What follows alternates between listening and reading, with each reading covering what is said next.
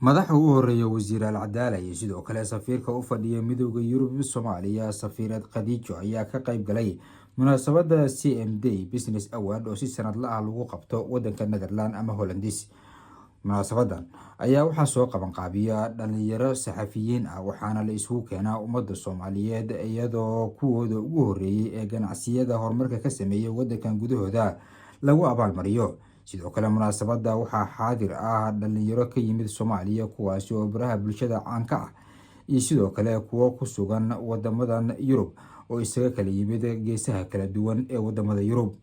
munaasabadan ayaa ujeedkeedu yahay in dhalinyarada ama ganacsatada lagu dhiirigeliyo si dadka Soomaaliyeed ay u noqdaan kuwa shaqaysta waxaana lagu soo bandhigayaa ganacsiyada Soomaaliyeed ee horumarka sameeyay iyo sidoo kale guulaha la taaban karo.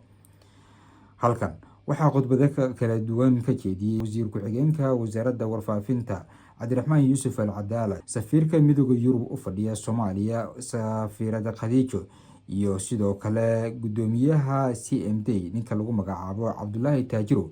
oo iyagu ahaa kuwii soo qaban qaabiyay xafladan Soomaalidan isku keenay. waxaa caawa inoo suura gashay habeenkii labaad ee aan qabanayno munaasabada CMD Award sanada 2025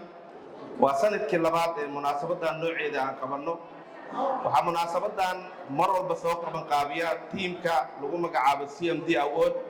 oo isku hoola in ay soo xulaan dad Soomaaliyeed oo fikrada ama ganacsiyo kala duwan abuuray.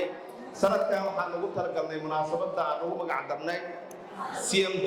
Business Award. waa ujeedaan in halkan ay ku qoran yihiin shirkado badan oo ay abuureen dad Soomaaliyeed. shirkadahan badankooda waxaa hirgeliyay dad ku nool wadankan Holland marka laga reebo shirkada Top Remit oo u maleynaya inay qayb ka tahay shirkada Dahabshiil. haddii aan soo qaato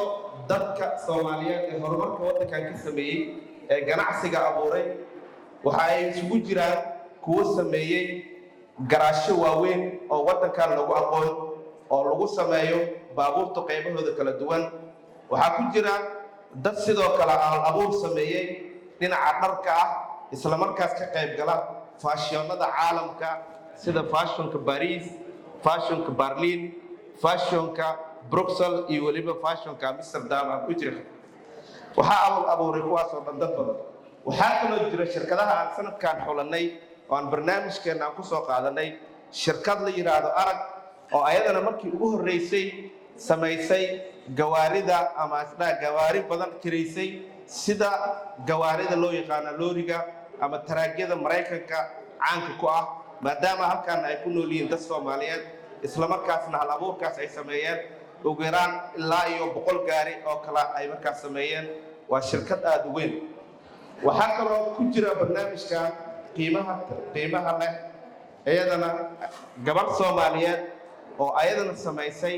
hal abuur kale oo aad u weyn oo aan wadankan ka jirin gaar ahaan dhinaca maqaayadaha maadaama wadanka Holland ay ku yar yihiin maqaayadaha.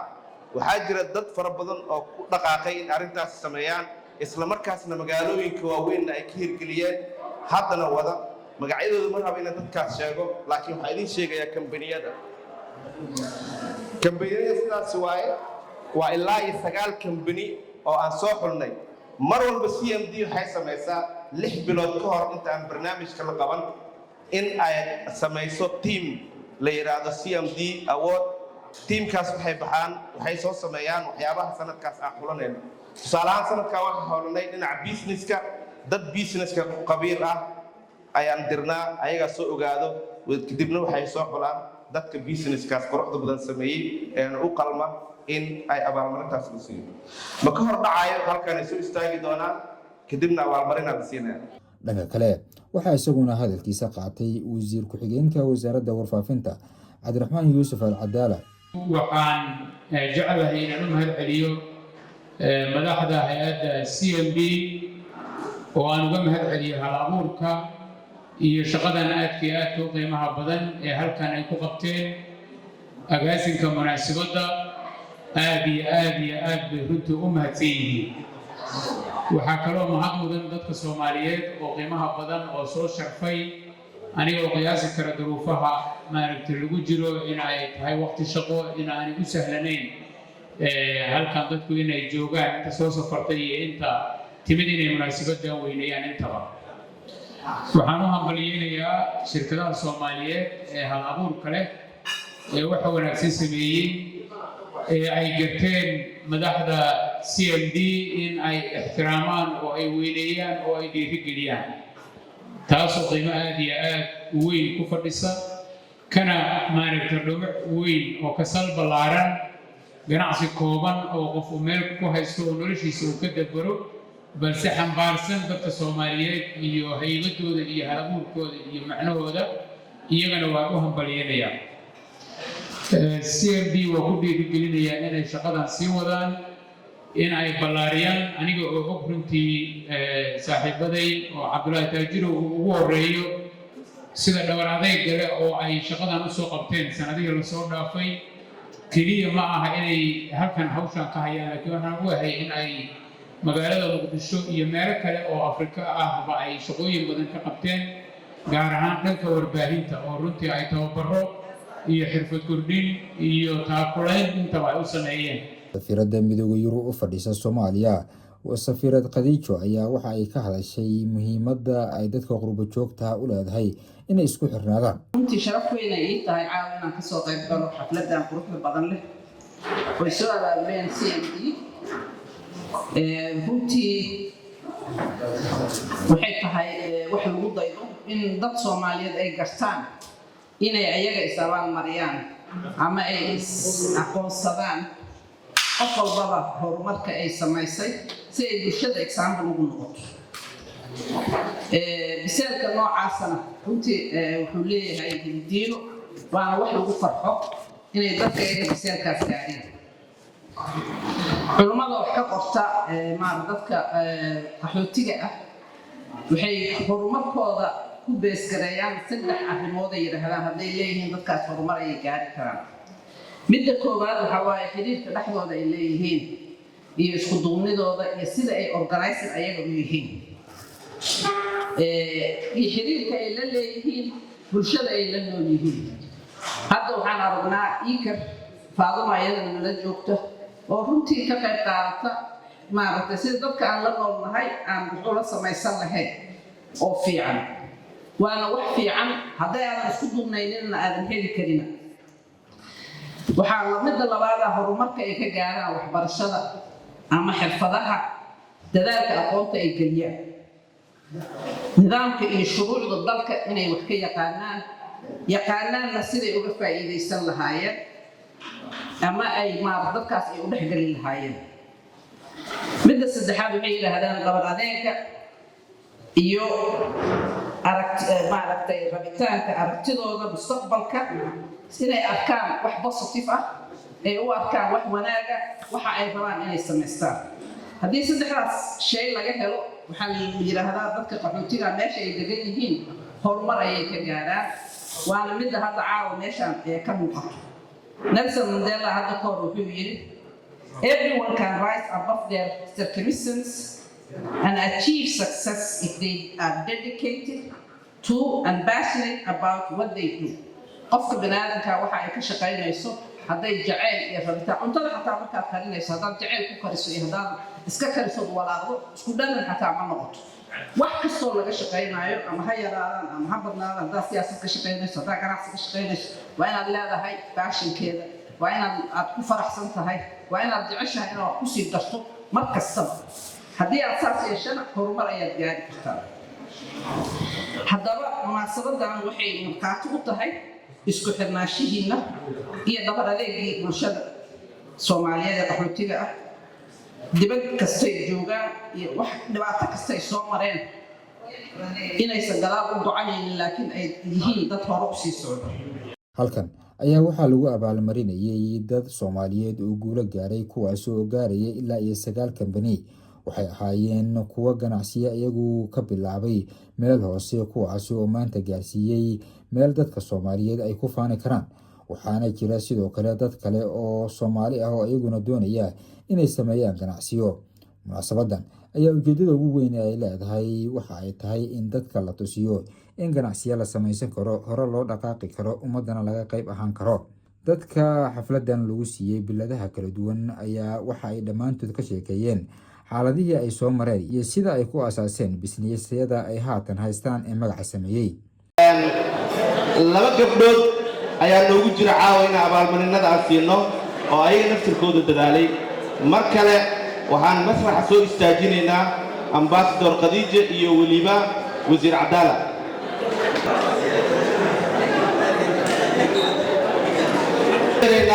gabadhii hadda ayaan ka sheekeeyey ee fashionka, dharka fashionka iyo gadda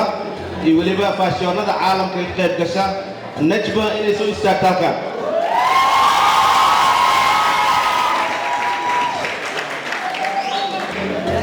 ayada fashion sama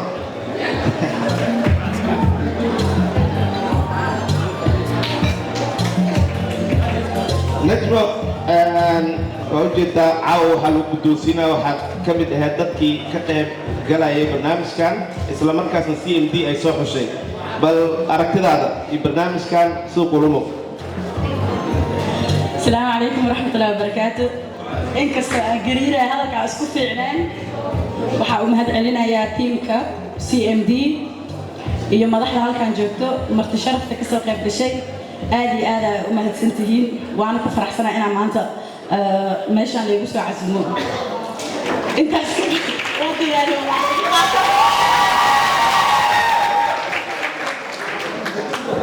aad u mahadsantahay Najmo. hadiyada iyo abaalmarintaba waxaa ku kala siin doona ambassadorka iyo waliba wasiirka. abaalmarinta ku horeysiinayna ambassadorka u dhib.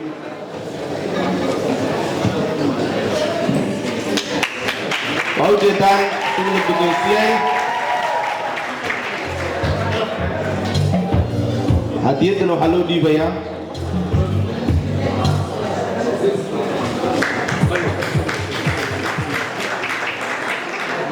aada u mahadsantihiin. waa ujeedaa sida wanaagsan ee hadiyada loo siiyey. waa mahadsantihiin.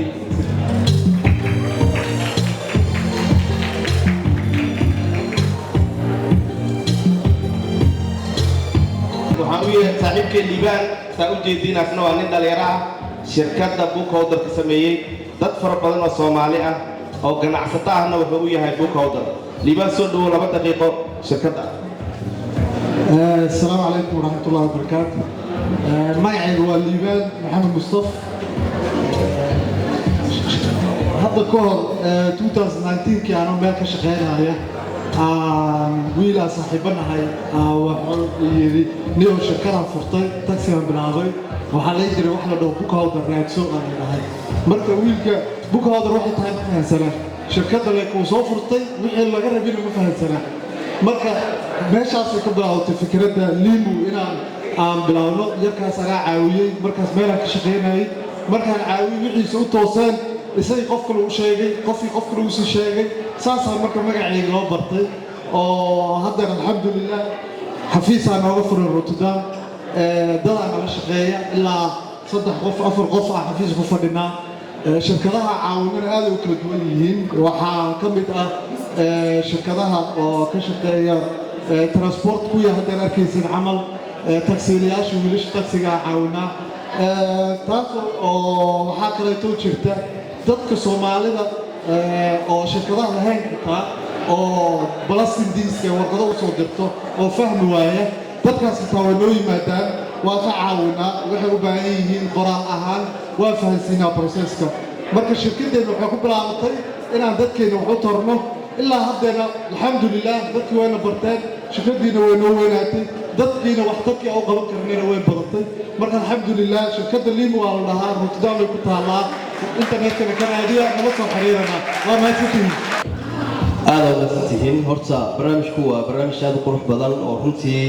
aan ka dareemayno dadka ka soo qayb galay oo dunida daafaheeda meel walba ka yimid. mudnaanta uu leeyahay dabcan waxaad dareemi kartaa anigoo Muqdisho ka yimid iyo asxaab badan oo wasiirku ka mid yahay oo ilaa iyo xamar u soo socday si ay uga qayb galaan. marka qof walba halkan iyo mansabka ku joogo waa salaameynaa. waxaan rajaynaynaa barnaamijkanna sanadaha soo socda intan iyo inuu kasii ballaarto. dabcan halkan hoolkan lagu jiro kuwa kasii ballaarana lagu sii qabto ku faahfaahsan tahay waxaad gacanta ku hayaaganaya abaalmarinta waxaa ku wareejinaysaa iyo hadiyadda cabdifataax si uu u gaarsiiyo shirkadda xabsa ee maxamed dheere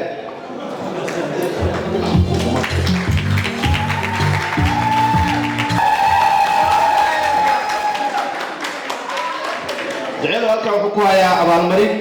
iyo weliba hadiyad waxaa u yeeraynaa ninkii maanta dhan aan ka sheekaynaynay ee taraagyada waddanka ka sameeyey baawurro waaweyn sameeyey arag ridwaan maxamed xasan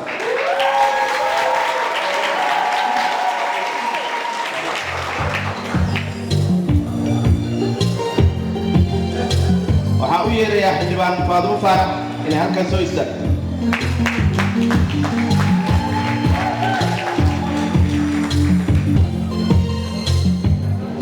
waxaa soo istaagta faadumo faarax madax xigtay aan jirta xildhibaan ah in ay abaalmarinta guddoonsiinto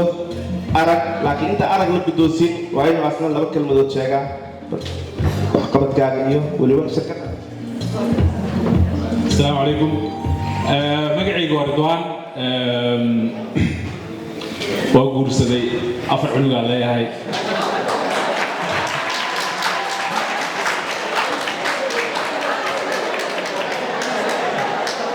والله waxaan fahmi lahaa waxa fani ka dhigayo because waa guursaday waa 4 cunug waa leeyahay marka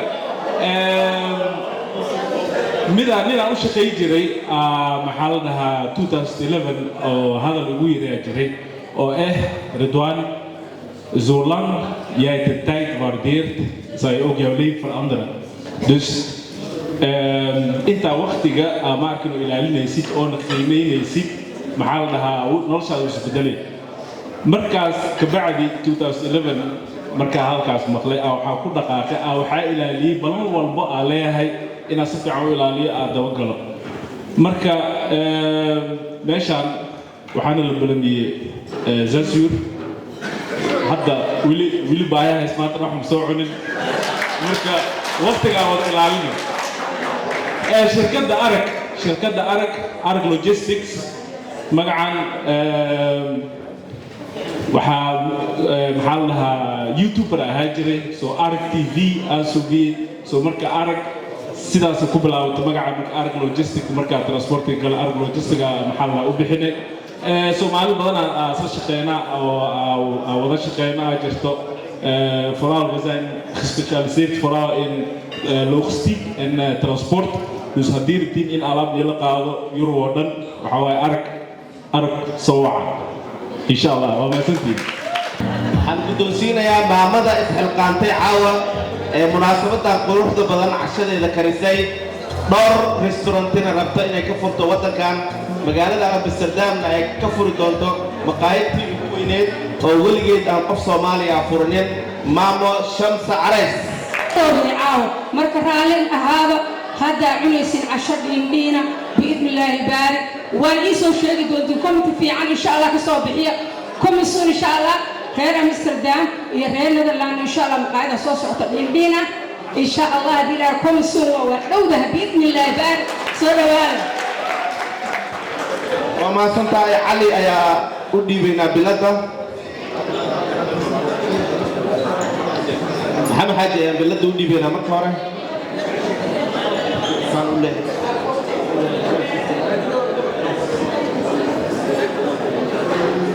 محمد حاجة وما سنت هاي سيدك علي يا هديته بدون سينايا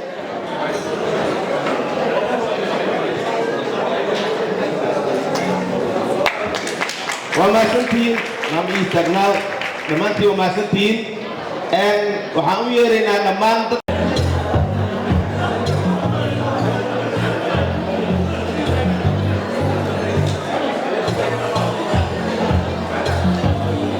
وما سنتين maadaama guddiga farsamada xoogaa wax ii sheegayaan ana ma sakriya abaalmarinta waxaa u dhiibaysaa ogaaska